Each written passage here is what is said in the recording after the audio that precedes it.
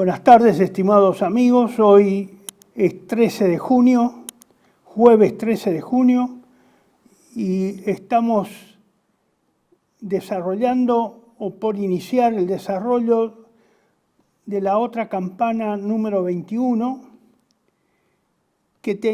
su tercera parte, que tiene como título La Argentina al borde del abismo y de su peor catástrofe. Vuelvo a repetir, esta es la tercera y última parte de esta serie de 3 videos que hemos estado desarrollando desde el mes de mayo. Siempre, como lo digo, actualizamos o intentamos de actualizar la situación nacional e internacional desde la perspectiva del nacionalismo y la cosmovisión tradicional del catolicismo.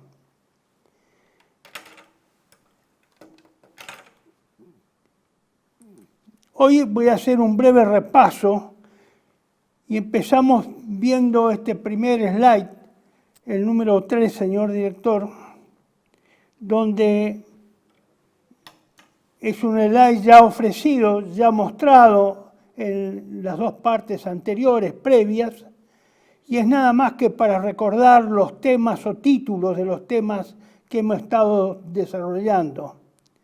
La cultura del endeudamiento, el endeudamiento como una virtud, que es consubstancial al sistema político vigente en la Argentina desde 1853, un sistema político absolutamente liberal y expoliatorio, que lamentablemente ayer, en el tratamiento de la ley Bases, tuvo una ratificación, una nueva, digamos, ratificación de esta orientación, de este contenido,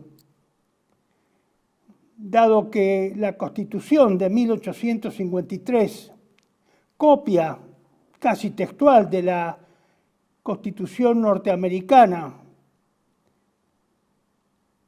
tiene por finalidad, o tuvo por finalidad en la Argentina, de establecer un régimen de expoliación y de colonización con apariencias republicanas e independentistas, pero que en realidad nunca se pudo consumar hasta nuestros días en forma efectiva, para beneficio de los argentinos, de una Argentina para los argentinos. Siempre fue esta Constitución, constituyó un Estado, un falso Estado nacional, bajo el disfraz del Estado nacional, pero que en realidad fue una colonia y una dependencia colonial,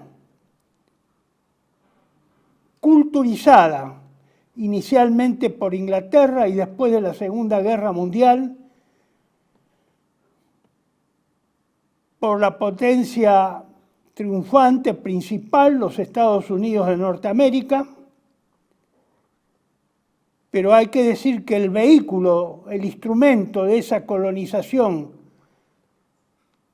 espiritual, cultural, educativa, económica, financiera, política, siempre fue la masonería, bajo diversas logias dominantes, pero siempre fue la masonería y son los masones los que se impusieron en dar la orientación dependiente a la Argentina. Eso hoy se ha consumado acabadamente y se ha ratificado tan fácilmente, tan rápidamente que asombra. Y nos asombra especialmente a la gente grande por la velocidad y por la falta de pruritus morales para llevarlo a cabo. Lamentablemente la evidencia de esto, a mí en lo personal me lo dio anoche una señora que habrá sido a eso de las, no sé, 1 de la mañana, cuando después de la aprobación en general de la ley Bases, hubo un conato de disturbios afuera del Congreso y se sintieron algunos disparos de escopetas y de gases lacrimógenos y corridas sobre la avenida Rivadavia, inicio o terminación de la avenida de Mayo. No sé cómo esta mujer se las arregló para encontrar a un cronista de televisión que estaba activo. Es una señora de Catamarca, no recuerdo, no le pude escuchar bien el nombre, una señora de la tierra, y que llorando prácticamente dijo en 5 minutos de su llanto quejoso por lo que había sucedido y su lamentación por una Argentina que no existía, fue lo más positivo que vi en el día, a pesar de la tristeza que me daba esta mujer, por su ejemplo, por su fidelidad a la patria, a pesar de que no era una mujer que seguramente no era muy instruida, por eso dije una mujer de la tierra, dio una lección de patriotismo, al verse también sorprendida de que no haya triunfado la posición nacional en la aprobación de esta ley. Una vez más, la derrota de los argentinos en su propia patria fue un hecho más que evidente, y esta mujer lo patentizó. Lamento mucho no haber sabido reaccionar y poder grabarla, porque valdría la pena escuchar ese llanto, ese grito de la tierra argentina que clama por su patria.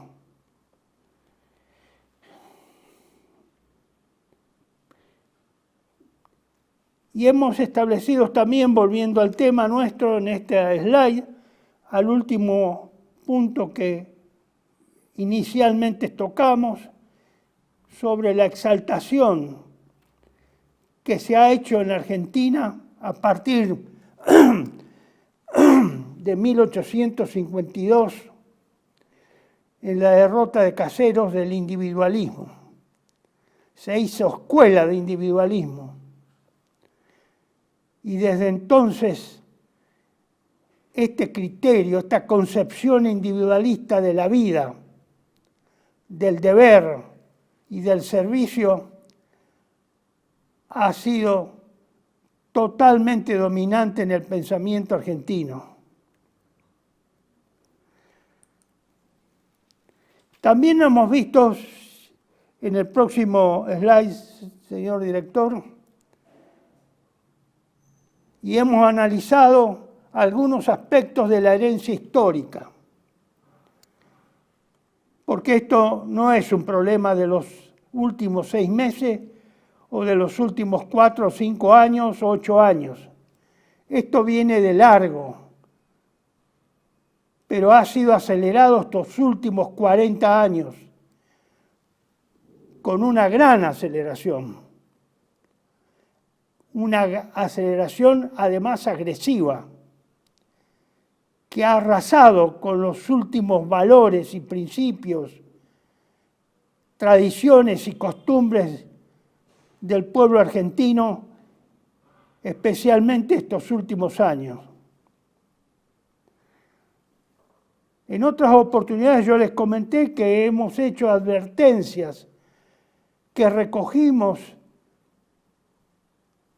de argentinos que nos precedieron a lo largo de la historia y que nos advirtieron de estas desviaciones ideológicas, espirituales, intelectuales, morales que íbamos a sufrir y que las empezamos a sufrir con mayor evidencia a partir de que se consumaron las invasiones inglesas en 1806 y 1807. Porque gran parte de la población de Buenos Aires, la población porteña, especialmente la clase de los mercaderes porteños, fue la más imbuida, la más exaltada en favorecer la invasión inglesa y la permanencia de los ingleses en el Río de la Plata. Y por supuesto, participó ayudando a la fuga de Bereford a Montevideo y seguramente debe haber participado en favorecer la segunda invasión inglesa en 1807. Ese germen antiargentino no murió en 1807 ni fue relevado de su existencia en 1810. Continuó vivo y coleando hasta nuestros días, cada vez con más prepotencia, con más poder, con más abuso. Y en realidad, como hemos dicho en los dos videos anteriores, los argentinos hemos sido incapaces de identificar ese mal de la ensoñación ideológica, política, masónica. Y no nos hemos dado cuenta o hemos aceptado porque nos han dado las dosis de antiargentinismo con goteos a lo largo de más de 200 años. No nos hemos dado cuenta de la pérdida de la identidad y de la aculturación generalizada de nuestro pueblo, sistemáticamente aculturados. Y les expresé en tal sentido que la reforma universitaria de 1918 fue la expresión, la flor de esa aculturación nacional. A eso ha sucedido a partir de entonces, lo que se ha ido llamando, especialmente en los últimos 50, 60 años, la guerra social, al amparo de todas las ideologías marxistas y de izquierda, ateas, nihilistas e individualistas, que han ido siendo sembradas y fructificando dentro de la sociedad argentina. Hasta el punto en que llegamos a la actualidad, en que el país prácticamente, de hecho, es ingobernable y hay una carencia absoluta de clase dirigente. Eso se observa especialmente si tratamos y vemos el problema como lo hemos tratado de ver, y ustedes lo pueden observar en esta placa siguiente, que es el problema del endeudamiento y de la deuda como virtud. La cultura de la deuda pública sostiene al país como la cuerda sostiene al ahorcado, porque desde 1852, aunque el primer endeudamiento se hizo en la década de 1800, XX, con la Casa Baring, la cultura del endeudamiento desde entonces está instalada en nuestro país, en nuestra cultura, en nuestro sistema de ideas. La de endeudarse sin poner reparos en las consecuencias nefastas que implica el endeudamiento. Como ya les dije, yo no me he cansado estos 20 años, 25 años con los centros cívicos patrióticos, con Patria Argentina, de insistir una y otra vez con la colaboración de otros amigos y camaradas en la peligrosidad y las consecuencias nefastas del endeudamiento argentino. Pero yo he fracasado en ese sentido, debo confesarlo. He fracasado, no sé si en el método, en la forma de exposición, o no se insistió lo suficiente, a pesar de que yo pensé que el tema estaba ya agotado y que probablemente aburría a los que me escuchaban o a los que leían Patria Argentina. Pero no, se nota que ningún grano cayó en tierra fértil, porque no brotó nada que pudiera ser de valor hoy para confrontar con esa tendencia maldita del endeudamiento y de la deuda eterna, permanente e inamovible con la que lidiamos los argentinos desde antes de nuestra existencia patria.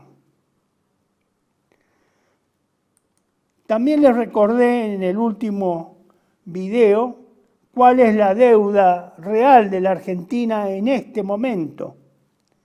Ustedes la tienen ahí, que es de 370.673 miles de millones. Esta es la deuda. Acá habría que agregarle todo lo que se ha ido pagando, particularmente entre 1976 hasta el momento. Los miles de millones. Nunca se la logró achicar, excepto a principios del 2015, cuando inició el gobierno del señor Mauricio Macri, en la cual su ministro de Economía reconoció que el endeudamiento, la relación entre deuda y Producto Bruto era muy favorable para la Argentina y el endeudamiento existente muy bajo.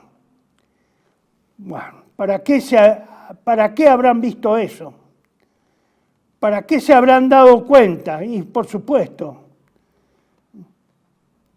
a los 2 años teníamos de nuevo otro empréstito de 45.000 millones de dólares en un solo saque. El mayor empréstito que el Fondo Monetario Internacional dio a un país en toda su historia. Nosotros tenemos el orgullo de decir que fuimos beneficiados y reconocidos como buenos deudores, porque de lo contrario no nos habrían prestado esa cantidad. Un mérito, una condecoración que los liberales sienten que el argentino lleva a cuesta, con orgullo. Somos deudores y eso nos beneficia porque nos siguen prestando. Y que la deuda no hay que pagarla nunca, no se paga nunca, no se preocupen. La deuda no se paga, se la va manteniendo. Años, décadas, a pesar de todo lo que se paga. Entonces, ya está de preaviso en el concepto del liberal de que la deuda no es para pagarla, es para continuarla y mantenerla vigente, siempre endeudado, siempre esclavizado, siempre dependiente del acreedor. Esto es lo que debemos, y ustedes ven acá, el desarrollo del endeudamiento siempre fue progresivo, siempre cada vez más endeudado, porque hay incapacidad para pagar la deuda. Se paga deuda, con más deuda. Es la máxima aspiración al que puede alcanzar un usurero, prestarle a quien es su esclavo cada vez más, de forma tal de que nunca pueda saldar la deuda, y que la deuda sea un impuesto permanente, que los ciudadanos no lo perciban ni sepan que eso se lleva a cabo, como ocurre en la Argentina. Acá nuestra población no tiene conciencia de la deuda, no tiene conciencia de que la deuda hay que pagarla. Probablemente es porque no le llega ninguna factura con el monto que le corresponde pagar en concepto de deuda externa a él personalmente. Por eso somos todos tan desprejuiciados, tan libertinos, en no fijarnos en el endeudamiento de los gobiernos. Claro, después se quejan de que hay una casta, y por supuesto, la casta se aprovecha de la ignorancia y de la falta de preocupación del pueblo. Por supuesto, ningún político le recuerda nada, excepto muy grandes excepciones, muy escasas, diría, excepciones. Y de ese endeudamiento, por supuesto, la casta y los que no son casta, pero que trabajan en el trámite del endeudamiento, todos cobran un porcentaje. Muchas riquezas o personajes ricos han salido de las comisiones del endeudamiento argentino. En la siguiente ustedes ven lo que tenemos, el cuadro en la cual se ven los pagos que hay que realizar del 2024 al 2027. En total 85.000 millones de dólares en 4 años. ¿Alguien cree que podremos alcanzar a tener un saldo en dólares de 85.000 millones de dólares en estos próximos 4 años, contando este? Qué iluso el que pueda pensar eso. Más que iluso diría que estúpido, porque normalmente esos ilusos son ignorantes. Y así pasamos a otro de los temas y consecuencias del endeudamiento. Porque a partir del año 1853, con el sistema y el régimen político de la Constitución que nos fue impuesta por los liberales, se instaló en el puerto de Buenos Aires una bomba de succión de la riqueza argentina.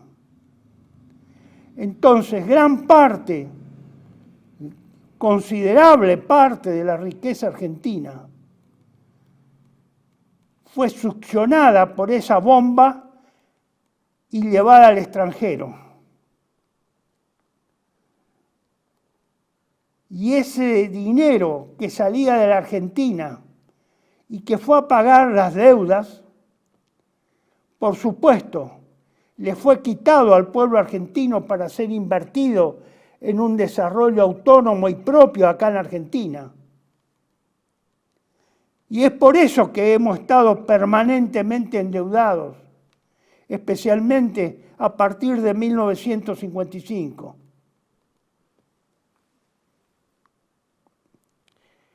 Y ahí, ante la falta de recursos y de tener que girarlos para el pago de la deuda, los que había o los que se sacaban de las grandes cosechas tradicionales de nuestro país, se fue generando esta guerra social.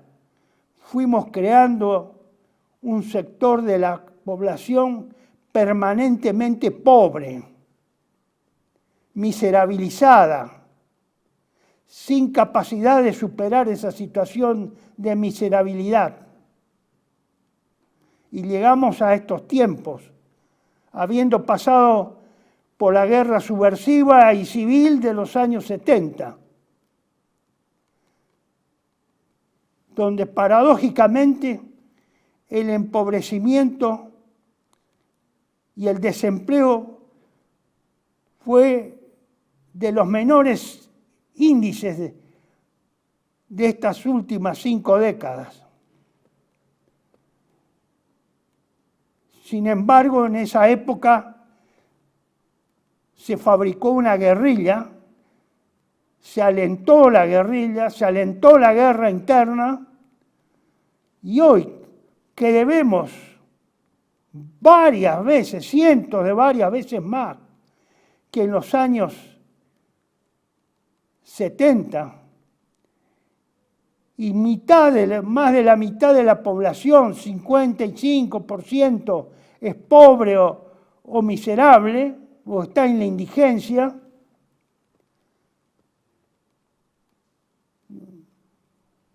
hubo guerrilla ahí, según esas causas, y no hay guerrilla ahora. A los dueños de la guerrilla, que siempre han estado instalados y residiendo en las grandes capitales del occidente, cristianos, supuestamente cristianos, no se les ocurre hacer ahora la guerrilla. Y no, evidentemente no es necesario. Ya estamos esclavizados, ya estamos endeudados, ya estamos sometidos. No es necesario usar la guerrilla como excusa para alcanzar esa situación esclavizada. Ya lo estamos desde hace varias décadas. Pero nadie recoge el guante, ni esa antigua izquierda que existía, porque ya no existe más, esa izquierda, ahora se dedican a otros rubros, al feminismo, a la ideología de género, al aborto. Ya les cambiaron, los dueños de la guerrilla cambiaron de rubro, se los pasaron a otros rubros. Y ahora los militantes son militantes de los derechos humanos, de la libertad, militantes de la libertad. Por eso hemos insistido en el último video en estos temas que se muestran en esta siguiente placa. En el individualismo, en denunciar el individualismo. Cansado ya, porque eso hace años que venimos. Origen último y causa eficiente de la corrupción. Es la placa siguiente, señor director. Ahí está. Hemos insistido también en la anomia y el nihilismo, que como dijimos, algunos políticos la han descubierto recién ahora, 40 años desde que empezamos a hablar del tema. Un grupo de oficiales haciendo un trabajo sobre la anomia. Y su compañero inseparable, que es el nihilismo, denunciado inicialmente a través de Fedor, el autor y novelista Fedor Dostoyevsky, ruso, de fines del siglo XIX, especialmente a través de su obra Los endemoniados o Los demonios. Pero tampoco nadie se hizo eco de eso.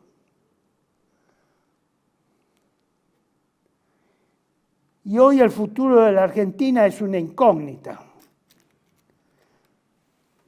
Y pareciera ser que el camino de la desintegración es el más cercano y el más propicio para los militantes de esta época, para los militantes publicitados de esta época, una época final de la Argentina. Por eso graficamos el individualismo con este otro gráfico que ustedes ya lo vieron, pero es para que no se olviden. Esto es el producto del individualismo.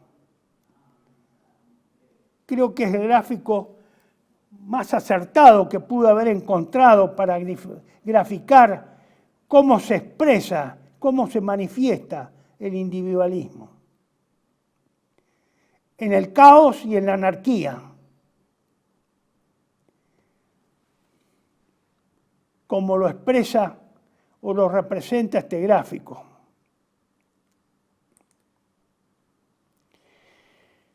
Bueno, hacemos un paréntesis, un breve paréntesis, y pasamos a las conclusiones de estos temas y abrimos dos nuevos subtemas para las próximas. Me refiero a lo que yo les interesé en el último video, que es la retreta del desierto, y un tema que lo toqué al pasar en octubre del año pasado y que estuvo en uno de los boletines informativos electrónicos que en ese momento hice, referidos a una reflexión sobre Sodoma, la sodomía, pero cuál fue la causa del castigo de Dios para lanzar tremenda destrucción sobre dos ciudades, Sodoma y Gomorra, en la antigüedad remota. Ya volvemos. Muchas gracias. TLV1 se complace en anunciar que estará transmitiendo en su canal TLV1 Clips valiosos programas emitidos antes de la censura sufrida. El lienzo prohibido, El revés del derecho, Combates por nuestra historia, Disenso, Historias de Malvinas, entre otros que podrán encontrar en este enlace.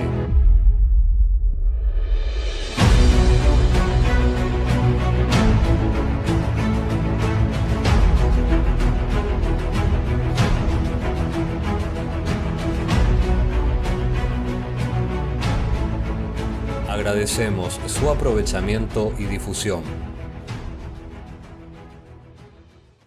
Bienvenidos a CEPA, Centro de Estudios del Pensamiento Americano.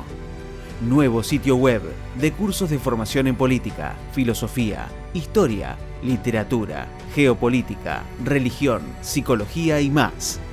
Cursos de formación que reflejan el verdadero pensamiento americano. Lo invitamos a elegir el curso de su agrado ingresando en www.cepa.la.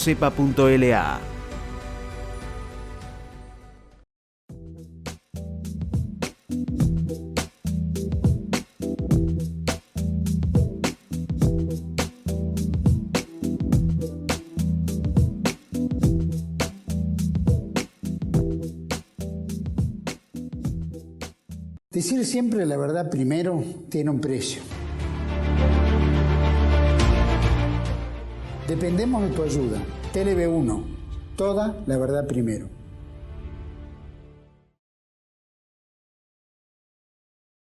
Estimados amigos, afuera de ser cansador, deseo repetirles lo que seguramente he expresado en los videos anteriores. La Argentina está atrapada y casi sin salida.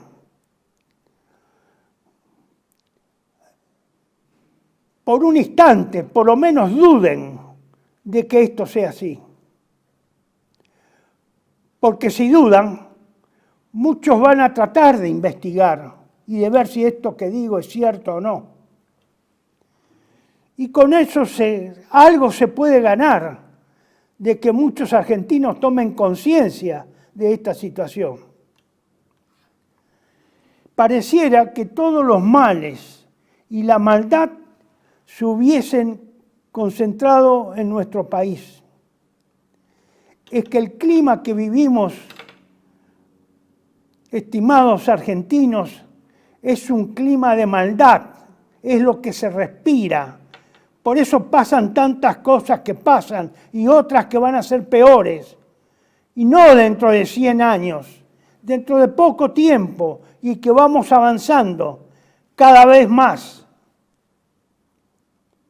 Los hechos que han ocurrido en el día de ayer, que vienen ocurriendo en el ámbito privado y público desde hace varios años, que cada vez son más frecuentes, más intensos, es una muestra de que estamos en un periodo histórico muy difícil,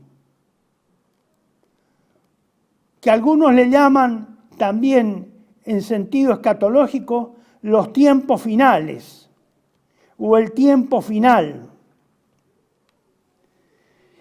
Y respecto a nuestro país, ese es el clima dominante hoy, es un tiempo final.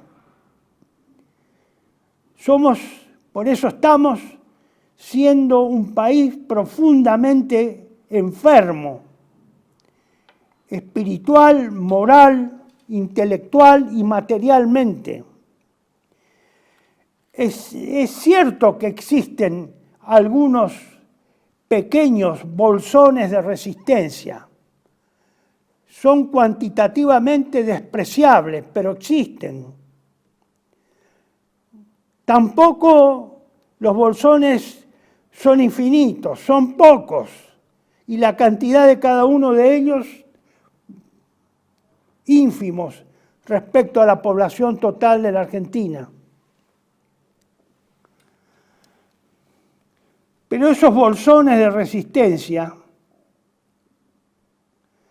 demuestran la existencia de un grado cada vez más avanzado en el estado de la situación nacional.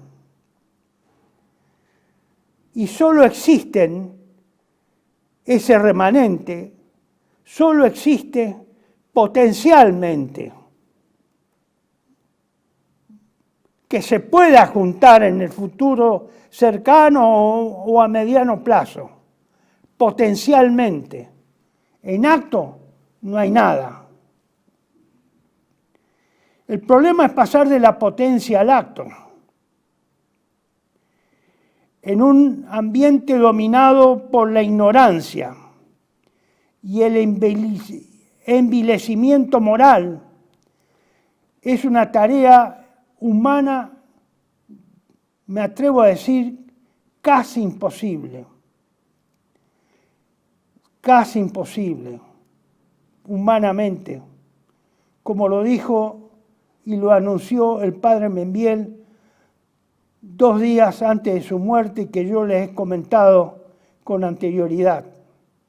Solo Dios y solo con Él es posible ese milagro, pasar de la potencia al acto, sin vuelta a Dios y a la obediencia y cumplimiento de sus mandamientos, leyes, enseñanzas, límites y profecías. La Argentina no tendrá salida. Por eso cada vez que puedo, al despedirme de ustedes, yo les recuerdo rogar a Dios, tener a Dios de nuestro lado, porque solo con Dios, con la gracia de Dios, con la ayuda de Dios, podremos salir adelante. Humanamente no podemos, solo no vamos a poder hacerlo. Porque el mal se ha extendido de tal forma que ha adquirido proporciones enormes, pero no lo notamos. Estamos como las ranas, hirviendo desde un agua natural que poco a poco fue subiendo su temperatura. Y hoy hierve, entonces no nos sentimos, no nos damos cuenta. Esta es una realidad, no es una invención mía. Porque resulta claro que con la aplicación de las ideas y concepciones masónicas, la otra placa, señor director, y de la religión democrática como dogma de fe laica, es inútil cualquier intento humano o puramente humano para salir de la situación que nos encontramos. Al contrario, constituyen un acelerador y potenciador del mal y de la maldad. Porque los argentinos no quieren convencerse. Lo escuchan, lo entienden, lo asimilan, pero no se convencen. Al poco tiempo se desvanece ese conocimiento y esa idea de que la Argentina es el producto de lo que otros quieren que la Argentina sea. Porque los argentinos, especialmente estos argentinos que vivimos, y de algunas generaciones anteriores, vivientes, han perdido o hemos perdido la voluntad de ser. Ya no queremos ser. Y renunciamos o renunciaron a ser lo que debían ser. Repito, renunciamos o renunciaron a lo que debíamos ser, siguiendo los dictados de las mencionadas ideologías dominantes desde 1853. En consecuencia, la historia nacional ha dejado de tener sentido y se ha transformado en un mero cuentito, en una mera fábula, en un instrumento decorativo, no algo viviente, al que hay que dar continuidad y que debe ser y merece ser honrado, venerado y recordado.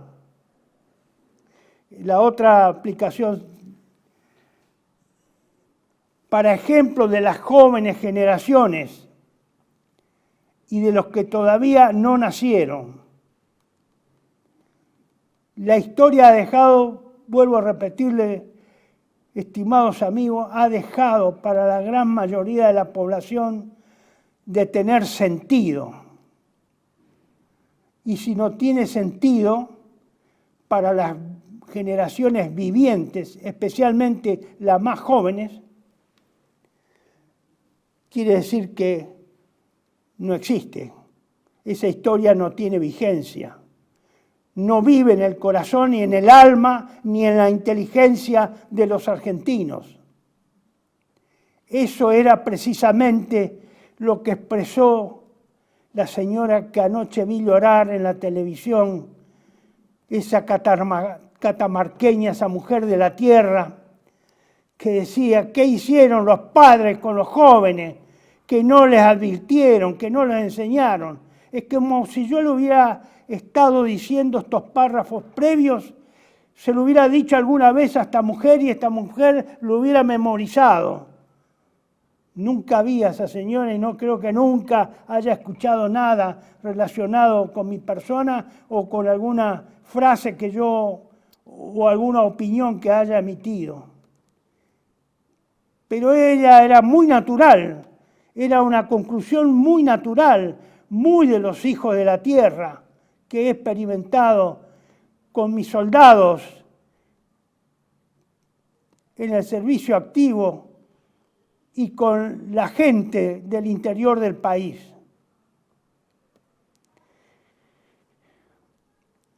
En realidad, esta última fase que estamos viviendo los argentinos, estos últimos 40 años, es una fase de destrucción. Es la fase de la democracia y de los derechos humanos. Es el inocultable reinado del individualismo y, consecuentemente, de la corrupción, tanto individual como colectiva, y que se extiende no solo al latrocinio dinerario, sino también de las costumbres, de la moral pública y de la inteligencia. Esta última, la corrupción de la inteligencia, es la peor de las corrupciones. En gran medida, estimados amigos argentinos y especialmente jóvenes, el no ser de la Argentina es consecuencia del individualismo y de la corrupción, porque la corrupción, cuando se manifiesta como un fenómeno colectivo, y así ocurre en la Argentina, y compromete a todos los estratos de la sociedad, a todos. En otras palabras, el individualismo y la corrupción se constituyen en los exterminadores de la idea y del mandato evangelio del servicio y de servir a los otros, al prójimo, a los semejantes, a la nación y a la patria. Son destructivos de la idea del servicio y el de servir.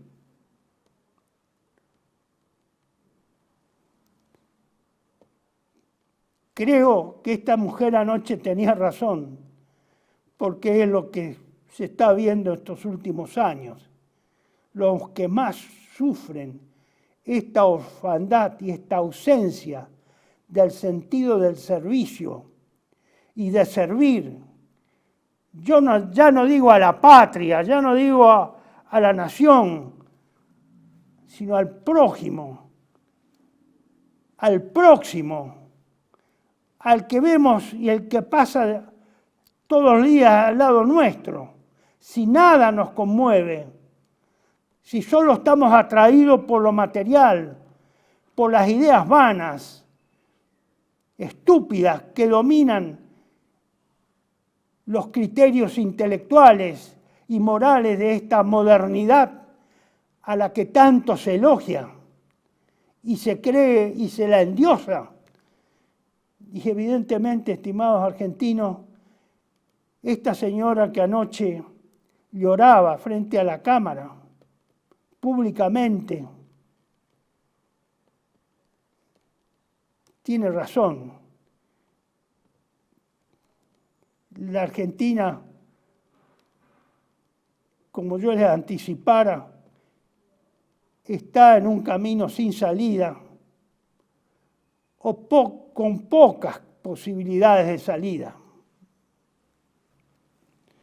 Es una desgracia lo que pasa y decirlo no es muy agradable. Miren, esto yo lo he mostrado algunas veces en mis exposiciones, porque venía a cuento esta frase de la carta del general San Martín que ustedes la tienen acá. Es un borrador de la carta del general San Martín a Vicente López, del 12 de mayo de 1830. Fue publicado en el libro San Martín su correspondencia 1823-1850 por el Museo Histórico Nacional. Este volumen, esta obra, nunca más fue reeditada. Y para mí es muy querido esto porque acá de esta compilación de cartas y borradores de cartas del general San Martín me han ayudado mucho para entender la historia de ese momento tan difícil de la Argentina, apenas acabada de nacer.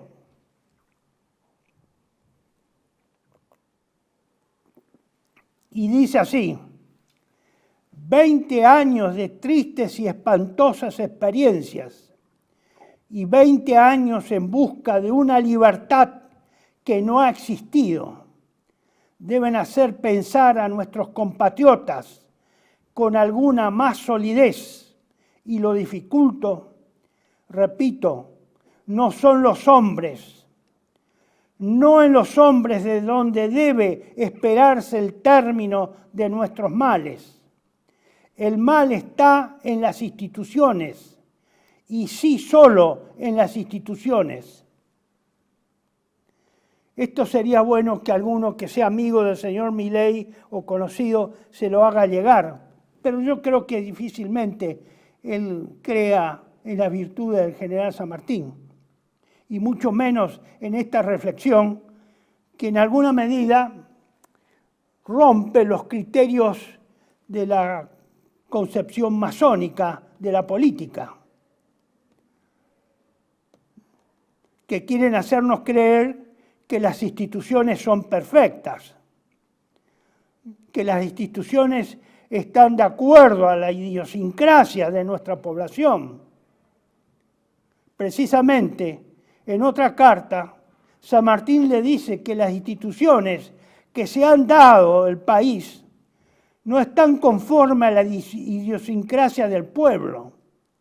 No son instituciones que sirvan para este pueblo, que tiene características específicas y singulares, que no es lo mismo que al pueblo estadounidense, que no es lo mismo que para los pueblos europeos.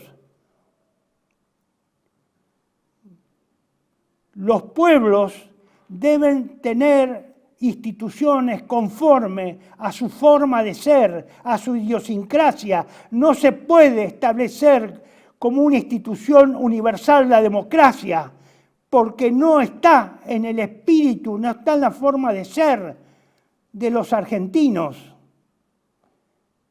tal como lo quiere imponer el imperio anglo-norteamericano israelita. Quieren uniformar los sistemas políticos de todas las naciones mundiales y reducirlo al llamado sistema democrático. San Martín advierte: los pueblos tienen que estar conformes a de decir, hay que hacer instituciones para los pueblos, no hacer como decía Alberdi, hay que construir instituciones,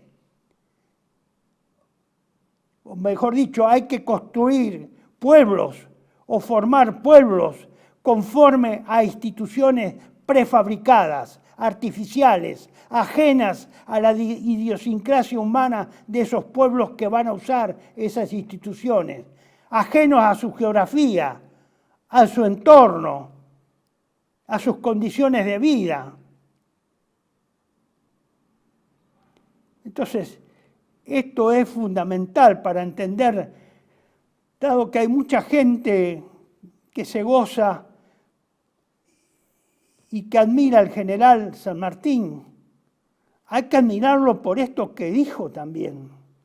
Y hay que hacerlo, no admirarlo. Hay que transformar las instituciones para que estén acorde con la idiosincrasia de cada pueblo. Nosotros no somos los mismos que los alemanes, no somos los mismos que los ingleses, no somos los mismos que los chinos, ni tampoco tenemos parecidos ni costumbres, nada parecido salvo el cristianismo con los rusos. Entonces, señores, tenemos que usar el sentido común. Y la masonería en este sentido ha usado el menos común de los sentidos al crear esas instituciones políticas e imponerlas a los pueblos a sangre y fuego, como se hizo en la Argentina,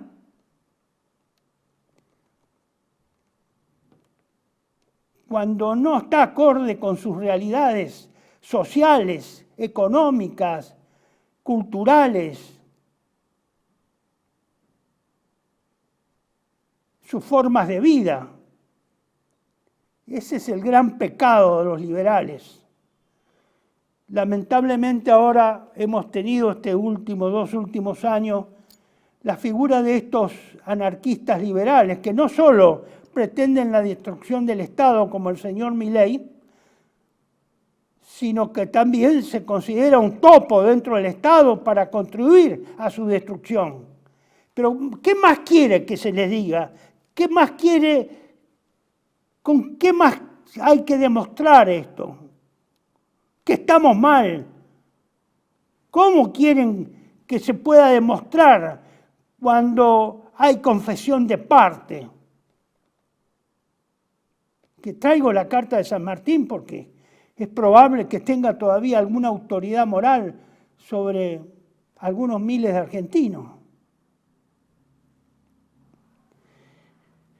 En ese sentido, estimados amigos, yo les propongo y les hablé de la retreta del desierto, que debíamos proceder por similitud a esa composición musical y escenográfica de la retreta del desierto, que es una marcha o una composición musical estilo marcha militar, porque siempre fue ejecutada desde un principio por bandas militares y salió de autores que debieron haber sido directores de bandas militares, y que se basa en un ejemplo tradicional que lo recoge la tradición histórica de la campaña expedicionaria al desierto que encabezó el general Roca en 1879 para la ocupación efectiva de la Patagonia. Ustedes están viendo, esa es la tapa de un disco, bueno, un long play, era en esa época del año 1966, que editó el Círculo Militar con un folleto. Esa es la dirección de YouTube, donde se puede consultar y se puede apreciar el texto y la marcha. También hay muchas marchas, yo no las reproduzco porque lleva tiempo, por lo menos 15 minutos. ¿Y en qué consiste? Son fragmentos de marchas militares se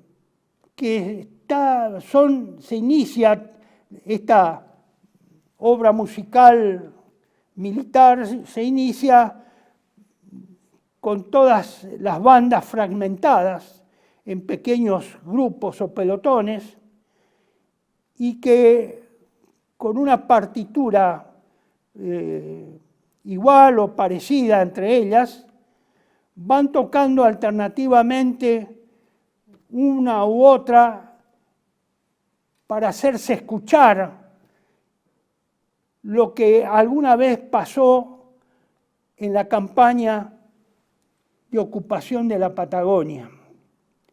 Hablamos de abril de 1879. Es la próxima placa, estimado director. Ya sea por desconocimiento del terreno, falta de cartografía, en esa época no había cartas de la Patagonia, y causas meteorológicas adversas, las patrullas de las unidades que salieron a explorar o fueron lanzadas hacia la profundidad del desierto patagónico, en un momento se dispersan porque el terreno patagónico es muy quebrado, en poca distancia, y en consecuencia se dispersaron y se perdieron en la inmensidad del desierto patagónico. Así es como se recoge la tradición, cómo surge esta retreta del desierto. Es decir, son múltiples patrullas que la división o el regimiento, que en ese momento tenía la misión de ir a explorar y ver qué humanos había en esa zona, porque no se sabía. Entonces se descomponía el regimiento, se dividía en pequeñas fracciones o patrullas. En cada patrulla tenía un músico de la banda, generalmente lo que se llama un trompa, y las patrullas seguían su derrotero conforme a los accidentes geográficos que habían divisado en una altura que estaba atrás, pero que cuando avanzaban en esa dirección eso se perdía de vista, y hasta que no subiera a una próxima altura, probablemente no se sabía si se iba en esa dirección. Para atrás no, pero no se sabía si se iba en esa dirección exacta. Y es probable, y ahí es donde se produce el fenómeno, de que esas patrullas se dispersan, se pierden, se dejan de ver entre sí, no saben dónde están porque no tienen ninguna cartografía, no saben cuánto les falta para llegar al objetivo que les fue fijado y ordenado por el comandante o el jefe, y en un momento dado, y seguramente por las adversidades climáticas y también meteorológicas que se producen en la Patagonia de un momento a otro, especialmente los fuertes vientos, y después de varias horas de marcha, algunas de estas patrullas se empiezan a sentir perdidas y obviamente dispersas porque no ven a nadie, en una inmensidad abrumadora, una inmensidad que es un paisaje propio de los desiertos. Y se pierde el contacto entre sí y da la sensación de estar solo en el lugar, sin saber dónde está, ni cuánto se recorrió, ni si las huellas quedaron marcadas en el terreno, y todos esos problemas propios de la desorientación.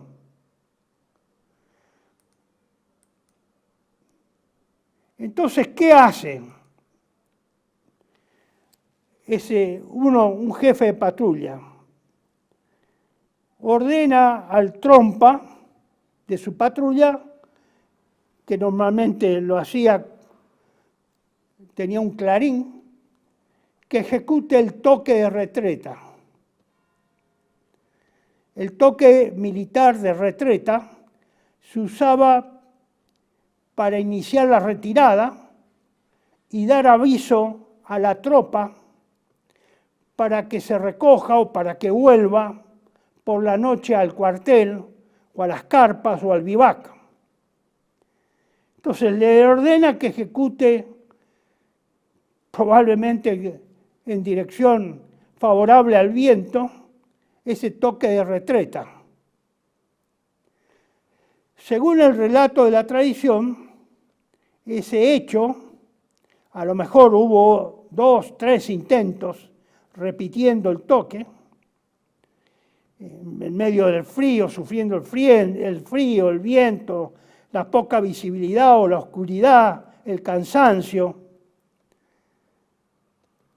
Probablemente fue escuchado y transportado a alguna patrulla que no se la veía, pero que podía estar más o menos próxima, o varios kilómetros apartadas, o más cerca.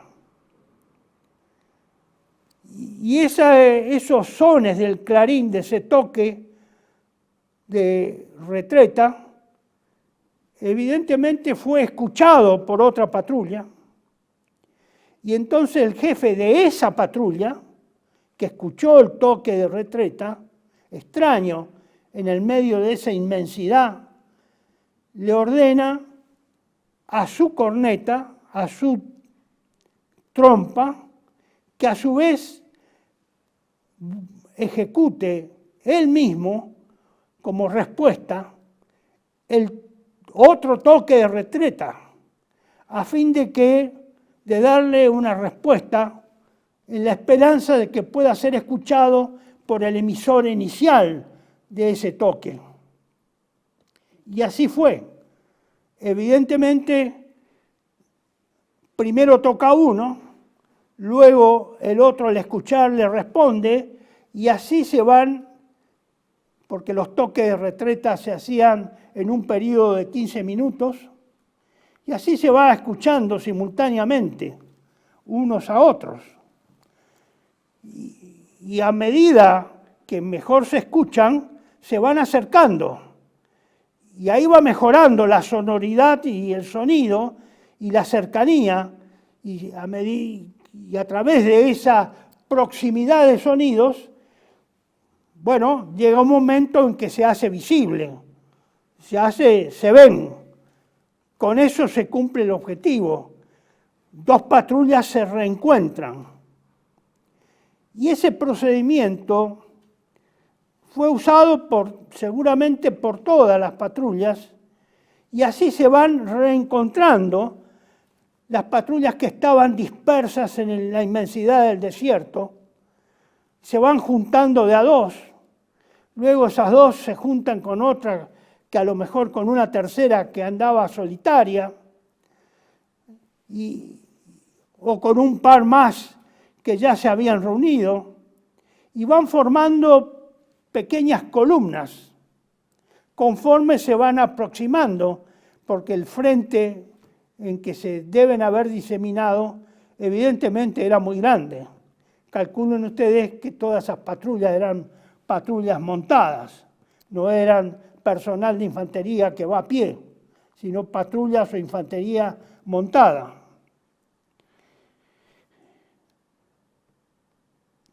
A medida que se van ubicando, van formando columnas y buscándose unas a otras, y así en ese proceso de escucha y de emisión, y se escucha y se emite y se escucha.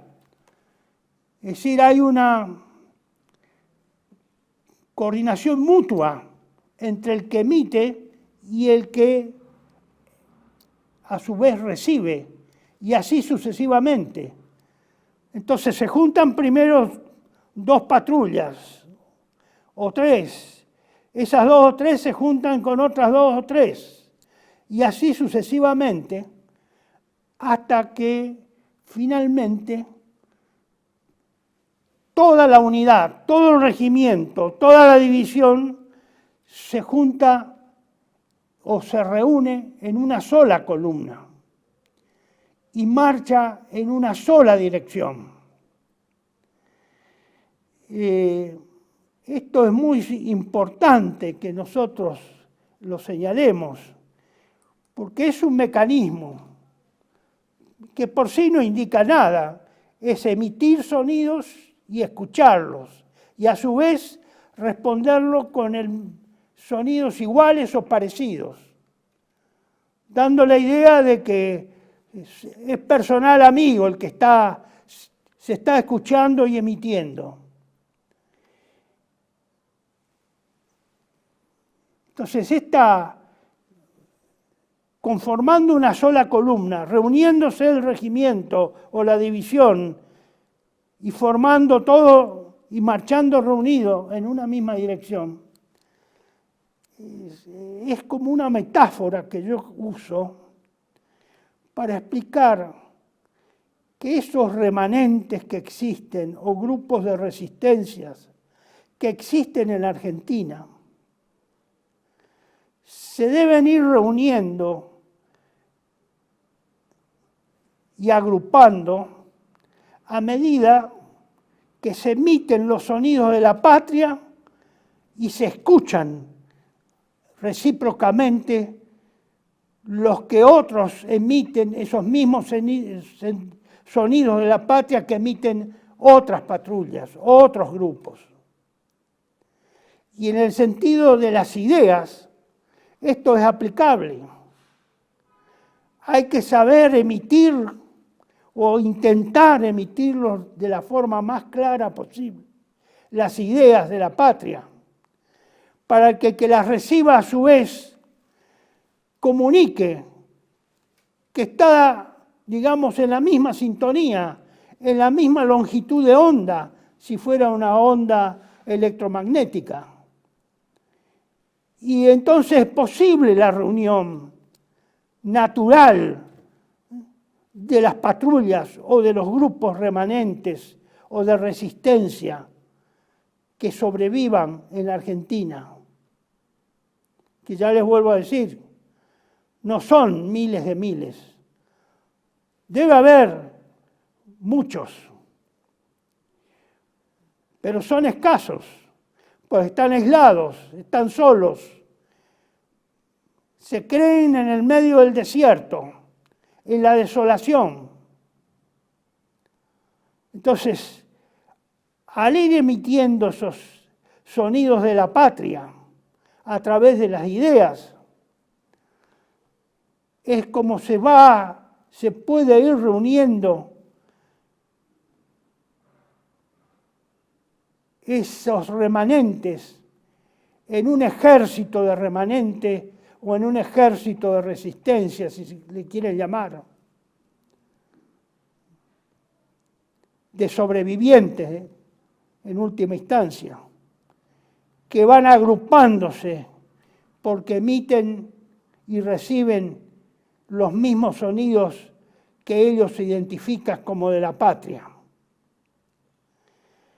De esa manera, ejecutando metafóricamente la retreta del desierto, con ese procedimiento que usaron esos viejos soldados y sufridos soldados que ocuparon la Patagonia con el general Roca, es posible reunir un cuerpo, una división, un regimiento, en una sola columna y en una sola dirección.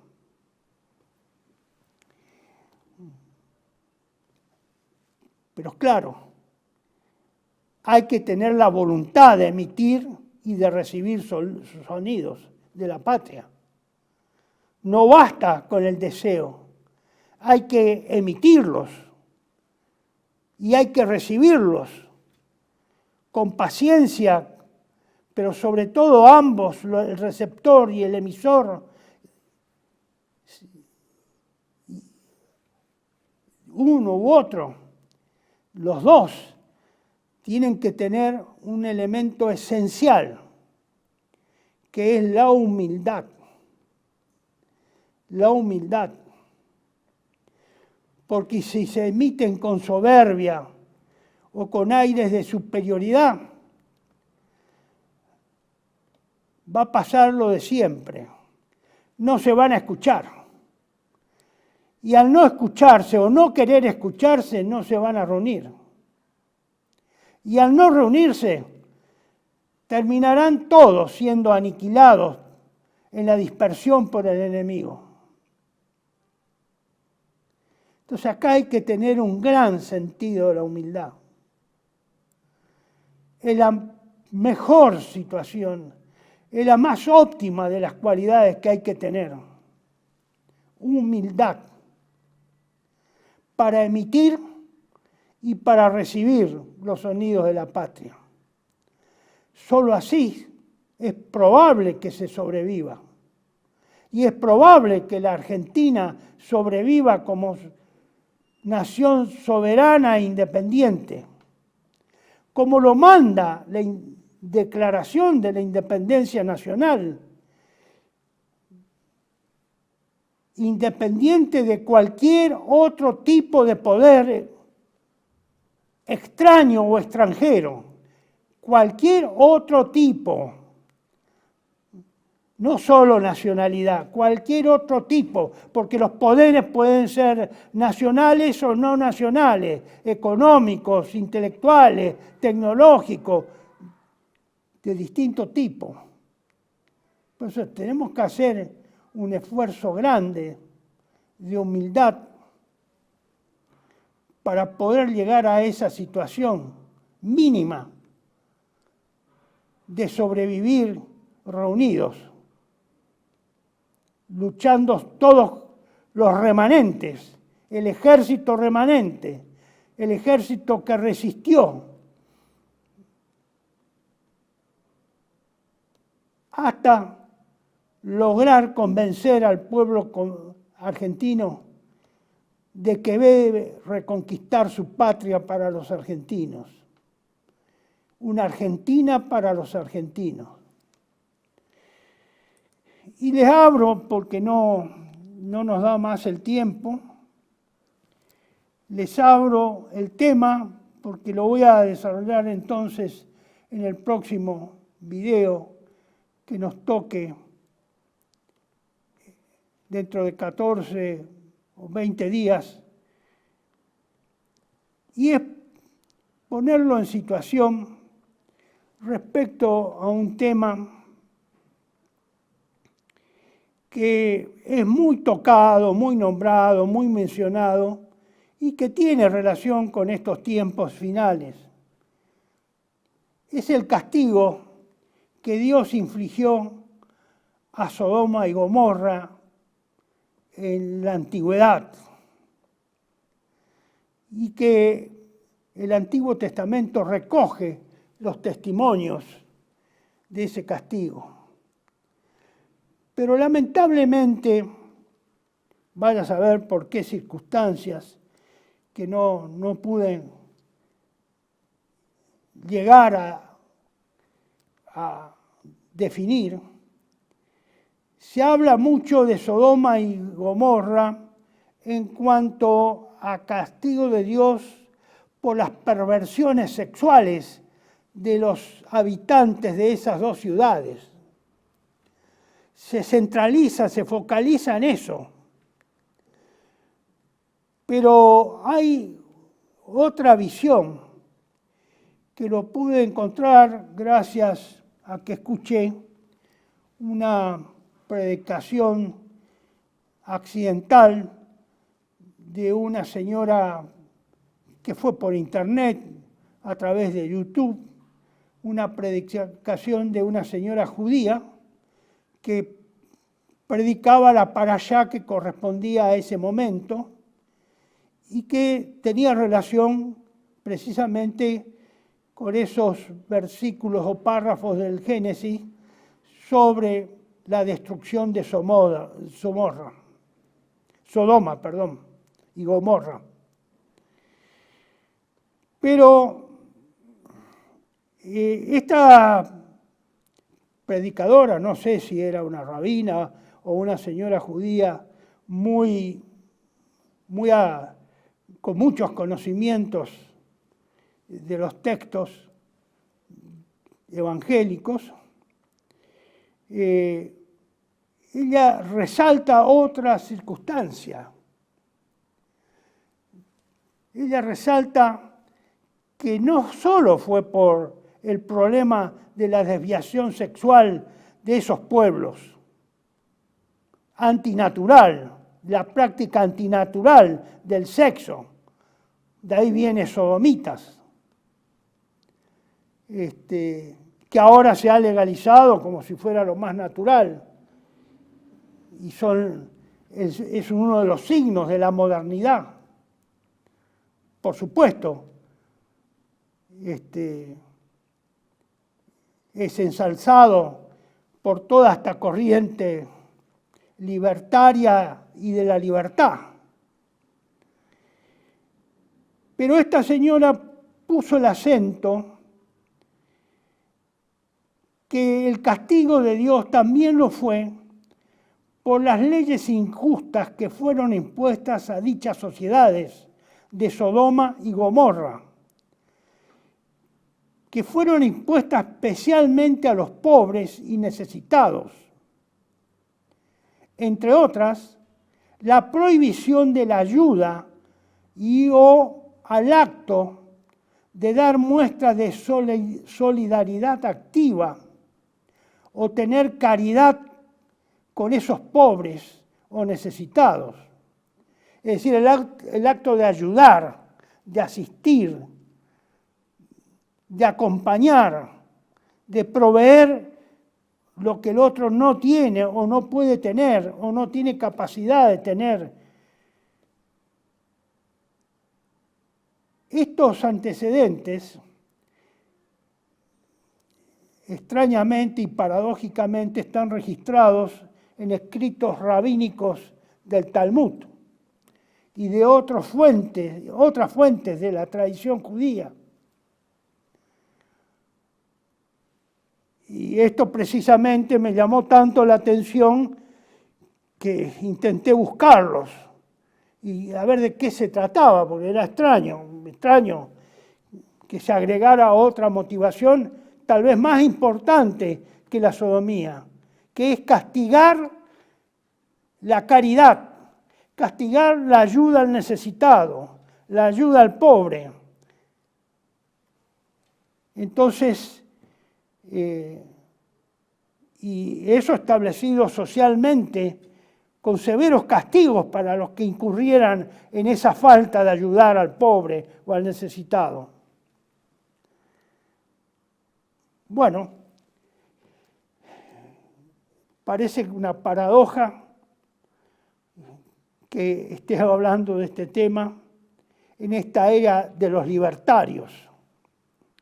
Pero bueno, lo vamos a hacer en la medida que sea propio y necesario, porque esta ayuda al necesitado, ayuda al pobre, se contradice fundamentalmente con lo que expresó recientemente en una entrevista nuestro presidente a una periodista que le hizo una periodista norteamericana acá en Argentina, que fue difundida en castellano, pero que originariamente estaba en inglés, y en la cual el presidente se jacta diciendo que él ama ser un topo dentro del Estado, porque él es el que destruye y aspira a destruir el Estado desde adentro. Digamos, es como estar infiltrado dentro de las filas, dice el señor, de las filas enemigas, dice el señor Milei. Yo odio tanto al Estado que estoy dispuesto a soportar estas calumnias, tanto sobre mi persona como sobre mis seres más queridos, que son mi hermana y mis perros. Bueno, todo esto lo vamos a ver en el próximo video, desarrollar especialmente el testimonio que yo recojo de un autor judío, explicando cuál habría sido el motivo específico de la ira de Dios sobre Sodoma y Gomorra, por qué acto, qué hizo ese pueblo para que Dios, en su infinita misericordia, los destruya, los haga desaparecer.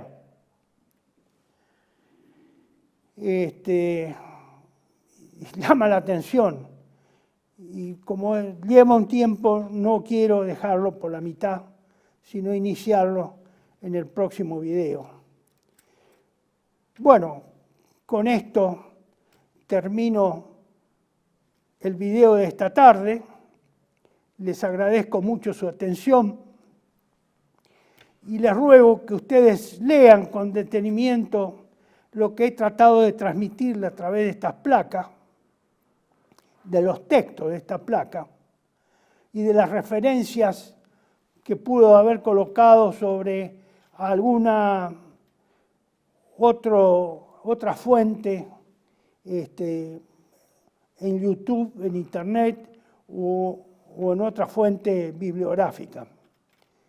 Creo que es fundamental entender esto que vamos a hablar, con la cual vamos a iniciar lo de Sodoma, porque castigar la caridad, castigar la ayuda, castigar el auxilio al necesitado, al pobre, y bueno, eso tiene mucho que ver y tiene alguna relación con la idea de la retreta del desierto, de precisamente de ejecutar un toque de trompeta o de clarín para llamar, para que sea escuchado por otros que no se ven o que no se los ve, que están más lejos, y a su vez recibir de ese otro una respuesta, es también figuradamente, aunque nadie lo haya pensado antes así, con este sentido